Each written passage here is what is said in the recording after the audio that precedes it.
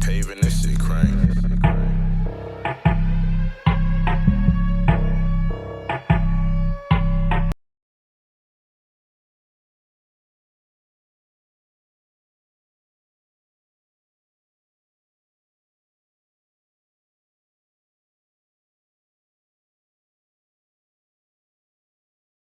Hey, what's up you guys? This is going to be a really fast video, but I found out that this story was totally false, not true, and this is why I don't like doing stories until I get to the court portion or more meat comes out about the story, because I sat here and I did this story, I poured my heart out, coming to find out that all this stuff was made up.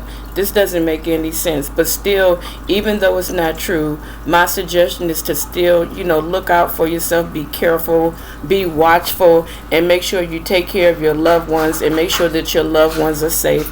And I'll talk to you in the next video. Don't forget to hit that like button, post notification bell, and don't forget to subscribe to the channel. I'll talk to you guys later. Bye.